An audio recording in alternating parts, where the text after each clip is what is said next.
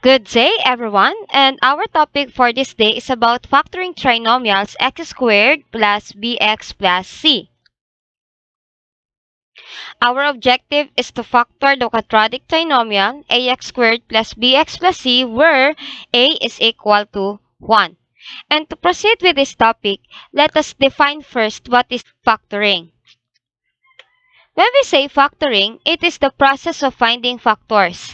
It is the inverse of multiplication.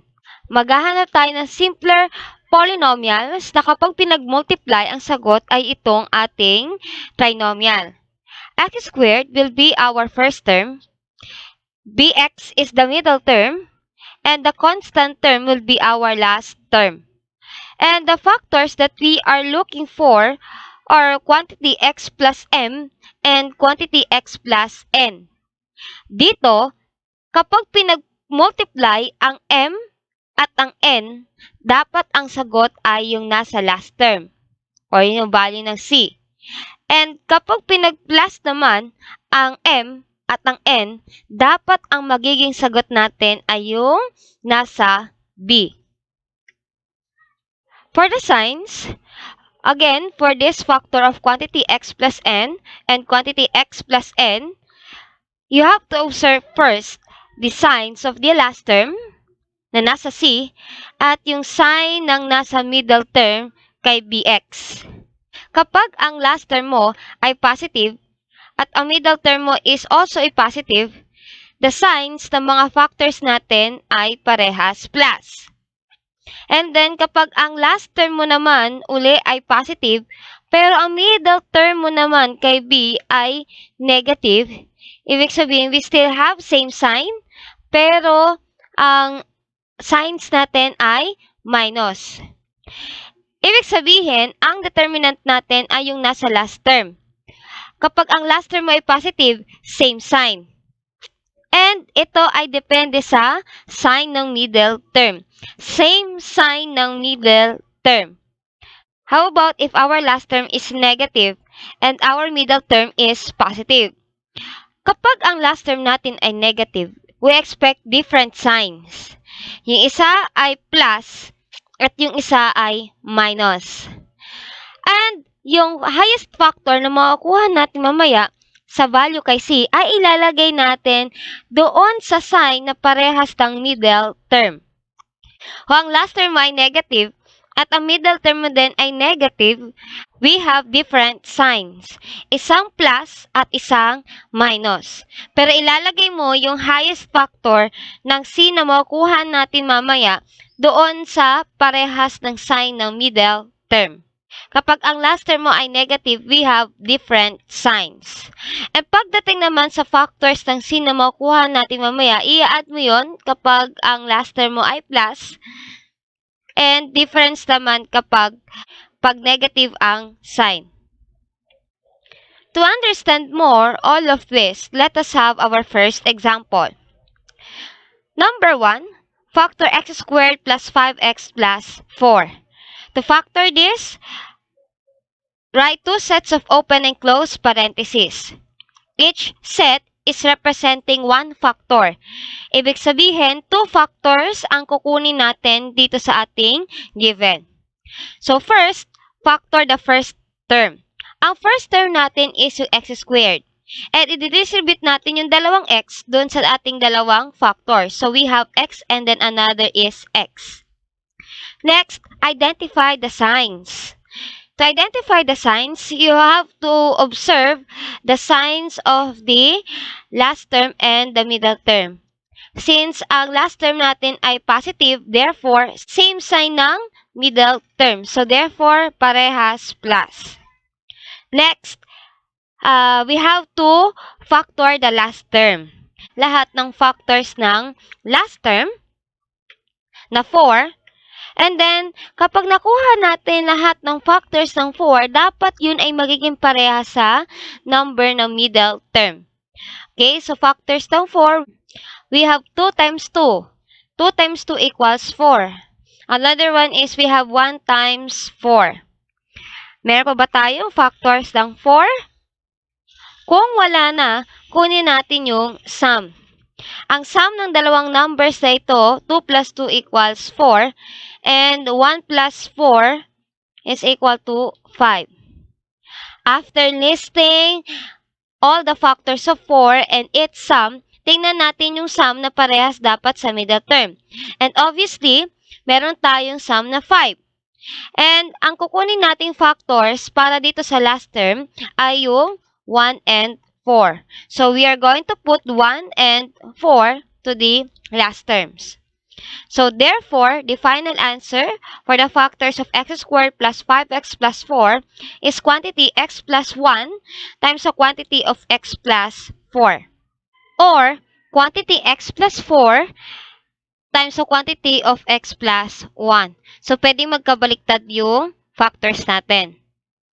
Now, we are going to check quantity x plus 1 times the quantity x plus 4 are the factors of x squared plus 5x plus 4 by FOIL method.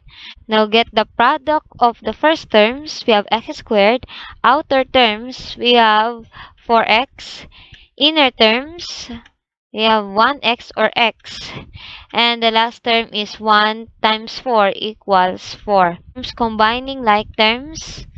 Okay, so the final answer is x squared. 4x plus 1x equals 5x. And the last term is 4. So it is the same trinomial from our given. So we already proved that our answers are correct. Example number 2. X squared minus 9x plus 8. Okay, again, write two sets of open and close parentheses. Distribute the first term. And then, identify the sign. Since ang last term natin ay positive, same sign pa din ng middle term, which is minus. And then, factor the last term. Ang last term natin is 18. So, we are going to list all the factors of 18. We have 1 times 18. We have 9 times 2. It is still 18. We have 3 times 6. Meron pa ba tayong factors ng 18? Kung wala na, kunin natin yung sum. Kukunin natin yung sum dahil ang last term natin ay positive. So, we have 1 plus 18 equals 19, 9 plus 2 equals 11, and 3 plus 6 equals 9. Let us identify now the factors wherein yung sum ay parehas doon sa middle term. And obviously, meron tayong nakuha. Ang gagamitin natin factors ngayon para kay 18 ay 3 and 6. We are going now to put 3 and 6 to our last terms ng factors natin. So therefore, the final answer is quantity x minus 3 times the quantity of x minus 6. Or quantity x minus 6 times the quantity of x minus 3. Checking is left to the viewer. Next, example number 3. How about if we have x squared minus 2x minus 24? As you observed, ang last term naman natin ay negative at ang middle term natin ay negative. So, write two sets of open close parentheses. Distribute the first terms. And then, since ang last term natin ay negative, so we expect different sign. Isang plus at isang minus. Next is to factor the last term na dapat ay magiging parehas din sa middle term. So, list all the factors of 24. So, we have 1 times 24 equals 24. 12 times 2 equals 24. 6 times 4 is also 24. 3 times 8, it is 24. Meron pa ba tayong factors ng 24? Kung wala na, kukunin naman natin ngayon yung difference. Kukunin natin yung difference kasi ang last term natin ay negative. Mula sa pinakamalaking number doon sa maliit na number. So, we have 24 minus 1 is equal to 23. 12 minus 2 equals 10.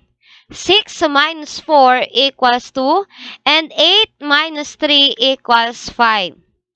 So, hanapin natin ngayon yung difference sa parehas dun sa middle term. Okay, meron na tayong middle term na 2. At obviously, ang kukunin natin factors ay 6 and 4. Dito sa 6 and 4, hindi basta-basta ikaw na maglalagay ng numbers diyan. Ang numbers na ilalagay natin ay depende sa sign ng middle term. Kukunin mo yung pinakamalaking number, which is yung 6. And then, yung 6 ay ilalagay mo dito sa mga signs na parehas dun sa middle term, which is minus. So, therefore, dito ang 6. And then, yung remaining factor dito ay 4.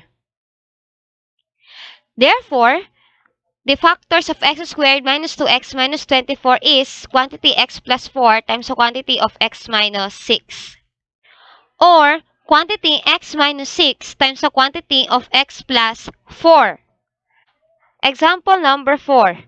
Factor m squared plus m minus 12. Let us observe the sign of the last term. And then, tingnan natin yung middle term. So, write two sets of open and close parentheses. Factor the first term. So, we have m and another m. And then, different sign since we have negative last term. And then, we are going to list all the factors of 12. We have 1 times 12 equals 12. 6 times 2 equals 12. 4 times 3, it is still 12. Meron pa ba tayong factors ng 12 na pwede natin ilista? Kung wala na, kunin natin naman yung difference. Kukunin natin yung absolute value ng difference ng dalawang factors natin ng 12. So, we have 12 minus 1 is equal to 11. 6 minus 2 equals 4. 4 minus 3 is equal to 1. Obviously, ang gagamitin nating difference ay 1. So, ang gagamitin naman nating factors para sa last terms natin ay 4 and 3. So, again, ilalagay mo yung pinakamalaking number doon sa sign na parehas ng middle term. So, ang middle term natin ay plus at ang highest natin doon sa dalawa ay 4. So, ilalagay mo yung 4 doon sa plus. And yung 3 ay dun sa minus. So, the final answer is quantity m plus 4 times the quantity of m minus 3. Or quantity m minus 3 times the quantity of m plus 4. Example number 5. How about if you have p squared minus 21p minus 100? So, write two sets of open and close parentheses, then factor the first term. So, we have p and then another p. Different signs para sa signs natin ng factor. So, we have plus and minus. So, pwedeng dito yung minus and pwede din dito yung plus. So, we are going to list all the factors of 100. We have 1 times 100, 2 times 50, 4 times 25, 10 times 10. Meron pa ba tayong factors? Meron pa. We have 5 times 20. So, after listing all the factors, kunin mo naman yung, is it sum or difference? Kukunin natin yung difference. It is because ang last term natin ay negative. So, kunin natin yung absolute value ng difference ng dalawang factors natin. So, 100 minus 1 is equal to 99. 50 minus 2 equals 48. 25 minus 4 is equal to 21. 10 times 10 is equal to 0. And 20 minus 5 is equal to 15. And then, let us identify now the factors that we are going to put in our factors. So, obviously, ang gagamitin natin is 4 and 25. So, yung pinakamalaking number doon sa dalawang numbers ito ay 25 ay ilalagay natin dito sa factors na parehas ng sign ng middle term. So, we have 25 dito sa minus and then yung isa ay ilalagay natin sa plus. So, therefore, the factors of p squared minus 21p minus 100 is quantity p minus 25 and quantity p plus 4.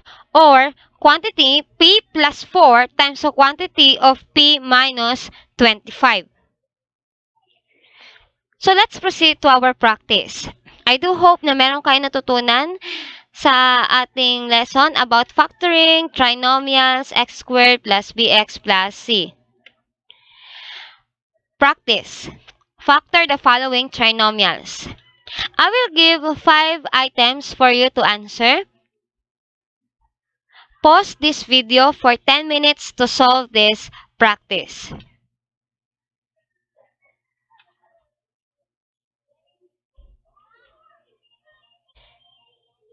So here are the answers, and I believe tama ang inyong mga naging sagot.